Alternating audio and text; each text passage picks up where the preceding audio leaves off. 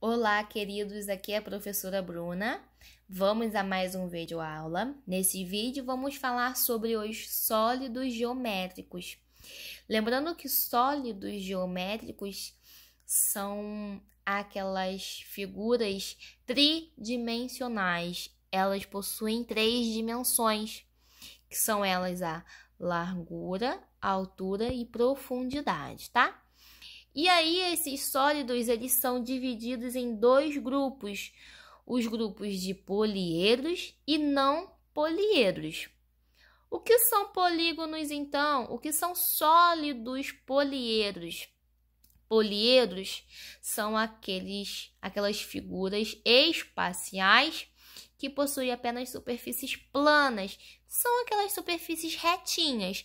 Aí eu trouxe 3 exemplos para vocês. Eu trouxe aqui a pirâmide. Essa pirâmide ela tem uma base triangular. Eu trouxe o cubo. O cubo possui todas as minhas superfícies quadricular. E eu trouxe aqui o meu paralelepípedo, tá? Que ele tem, uma base quadrangular, suas laterais sendo retangulares. E dentro dos poliedros, nós temos também 2 grupos. O grupo das pirâmides. Lembrando que a pirâmide ela pode ter outras bases, sendo outras figuras planas. Pode ser um quadrado, pode ser um pentágono, um hexágono, tá? Vai depender de quantos lados possuem a sua base. E o segundo grupo dentro dos poliedros são os prismas. Vamos ver qual é a diferença do prisma das pirâmides? Veja que o cubo, ele possui superfície plana, embaixo e em cima. O meu paralelepípedo também, ele possui superfície plana embaixo e em cima. Se a gente visualizar essa nossa pirâmide, ela não tem 2 bases. Ela tem uma superfície plana embaixo e em cima vai ser o vértice que forma esse sólido, tá? Então, é o que diferencia as pirâmides dos prismas, tá bom? E aí, nós vamos então aos elementos que possuem esses sólidos. Vão ter faces, vértices e arestas. Vamos nos aprofundar um pouco mais desses elementos já já. Visualizando esse meu sólido, que parece uma letra L, né? Tridimensional. Esse poliedro, ele é considerado como não convexo. Assim como tem polígono regular e polígono não convexo, nós vamos ter os sólidos também. Lembram que o polígono não convexo são aqueles que, quando a gente traça um segmento, a gente passa esse segmento por fora da figura. Se nós traçarmos qualquer segmento sobre esse meu polígono, perceba que essa minha linha aqui, que eu risquei, está por fora desse meu polígono. Então, ele é considerado não convexo, tá? Ele é não regular, porque ele meio que vem com uma das suas laterais para dentro desse meu sólido em diante, tá? Então, ele é considerado polígono não convexo. Então, vamos para os sólidos não poliedros. Se os poliedros possuem apenas superfícies planas, os não poliedros vão possuir superfície arredondada. Então, eu trouxe aqui 3 exemplos para vocês. Eu tenho o cilindro. Ele tem 2 bases, sendo uma base circular. E percebam que a minha lateral é arredondada. Então, nesse caso aqui, ele está na vertical. Se a gente coloca esse meu sólido na horizontal, ele tende a rolar por conta dessa superfície arredondada. O meu segundo exemplo é a esfera. A esfera, que lembra a bola de futebol, se a gente coloca ela também sozinha, parada no chão, por exemplo, ela tende a rolar por conta da superfície arredondada que ela possui. E por fim, nós temos o cone. O cone, ele lembra a casquinha de sorvete. Ele tem aqui uma base circular e a sua lateral arredondada também, seguida aqui de um vértice, tá? Lembra até a pirâmide, só que com base circular. Então, o que vai diferenciar os poliedros dos não poliedros são essas superfícies arredondadas, tá bom? E aí, pessoal, aprofundando então aos elementos do sólido geométrico, nós vamos falar sobre a relação de Euler. Nós podemos aplicar essa relação para os polígonos convexos, tá bom? Ou seja, os poliedros que só têm apenas superfícies planas. Que aí eles vão ter as arestas, as faces e os vértices. Então, eu coloquei um exemplo para vocês de uma pirâmide triangular e aqui, ó, identificando os seus elementos. Os vértices são as pontinhas, olha, gente, são as pontinhas desse meu sólido. Percebam que os vértices está relacionada pela letra A, B, C e D. Então, eu tenho aqui, ó, 4 vértices nessa minha pirâmide triangular. As minhas arestas são as linhas que formam a minha figura. São esses segmentos que vai unir um vértice ao outro. Esse exemplo aqui que eu estou identificando é o vértice A ao vértice B, que é formado por esse segmento AB. Então, esse é uma das minhas arestas. Então, a gente pode contar 1, 2, 3, 4, 5, 6 arestas nessa minha triângulo, tá? Nessa minha pirâmide aqui, ó, é só a gente contar quantas linhas tem formadas aqui esse meu polígono. Esse meu sólido, que é a minha pirâmide triangular. E as faces são essas superfícies planas. A quantidade de frentes, né? Pode ser a quantidade de base, que eu tenho uma base só, e as minhas faces laterais. Como eu tenho 3 lados na minha base, por conta dela ser um triângulo, eu vou ter, então, 3 faces laterais. Então, somando as 3 faces laterais com a minha base, eu vou ter, então, 4 faces nessa minha pirâmide. Mas tem como a gente fazer essa contagem a partir de uma fórmula que é a relação de Euler, que relaciona justamente a quantidade desses nossos 3 elementos, que é a fórmula V mais F igual a A mais 2. V sendo a quantidade de vértices, F sendo a quantidade de faces e A sendo a quantidade de arestas. Então, eu trouxe exemplo para vocês. Quantas arestas possui um poliedro que contém 6 faces e 8 vértices? A gente aplica essa nossa fórmula da relação de Euler. No lugar da faces, que é representada pela letra F, vamos colocar o número 6.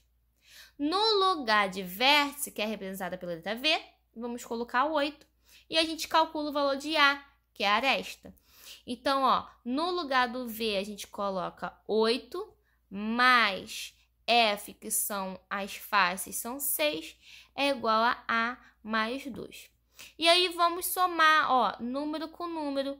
8 mais 6 são 14. E aí, eu vou repetir por hora o meu lado direito da igualdade. Então, eu tenho que a quantidade de arestas mais 2 vão somar 14. Então, qual o número que somado com 2 dá 14? É 12. Mas nós aprendemos a calcular a equação do primeiro grau. É só separar número de letra.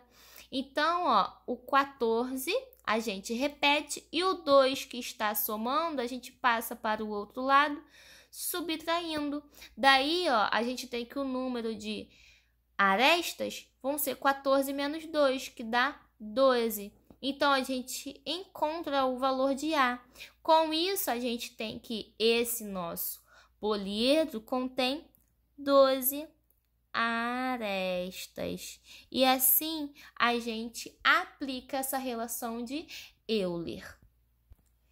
E aí, pessoal, para finalizar os poliedros com os sólidos geométricos e não poliedros, vamos falar sobre as vistas e o volume dos blocos retangulares. Primeiro, eu trouxe uma construção aqui para falar sobre as vistas. Gente, vistas vai depender da posição em que a pessoa está observando a construção. Exemplo, quantos cubos você observa nessa construção? Depende. tá? Depende se a pessoa está olhando da parte de cima, depende se a pessoa está olhando da parte da frente, depende se a pessoa está olhando da parte dos lados, tá? Por exemplo, se a pessoa está olhando da parte de cima, vai enxergar os 4 cubos, o vermelho em cima do azul e o dos lados, o preto e branco. Assim, eu vou ter minha vista superior dessa maneira. Agora, se eu estou olhando de frente essa minha construção, eu não vou enxergar o meu bloco aqui vermelho, porque ele vai estar atrás do meu bloco azul.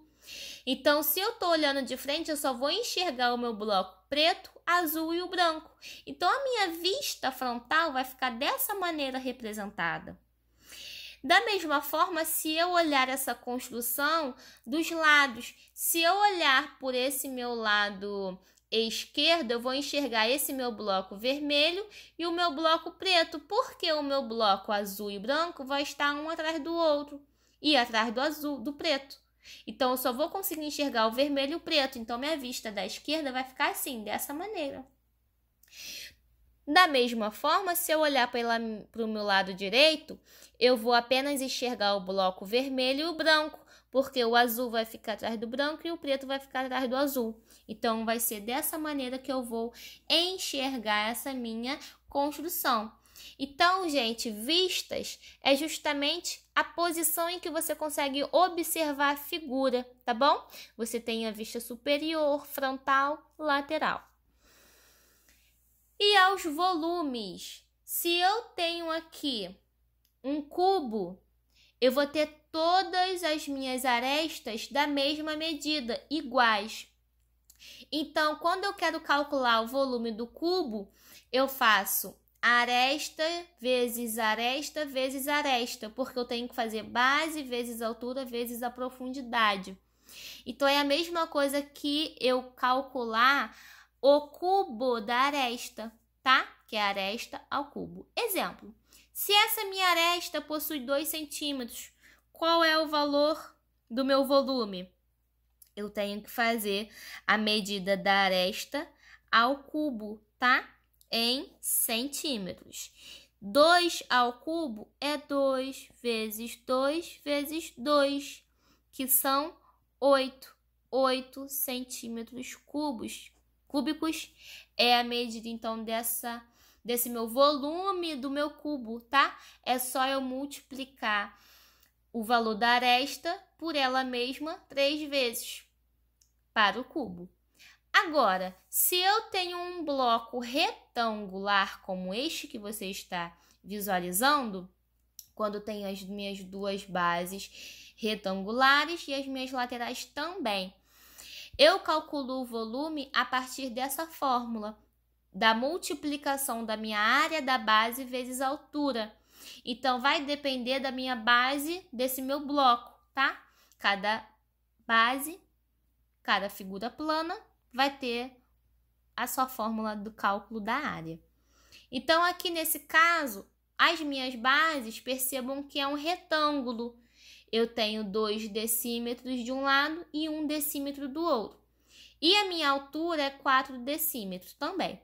Então, é só eu multiplicar. Embaixo, a minha área da base vai ser calculada a partir de base vezes altura, que é 2 vezes 1, que na verdade vai ser 2 decímetros. Essa é minha área da base.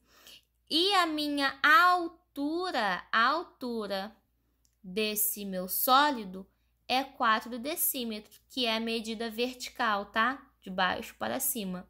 E aí o volume, então, é só eu multiplicar 2 vezes 4. Então, o volume aqui nesse caso, eu vou multiplicar essas dimensões e eu vou ter 8 decímetros cúbicos, porque a área vai ser ao quadrado, tá?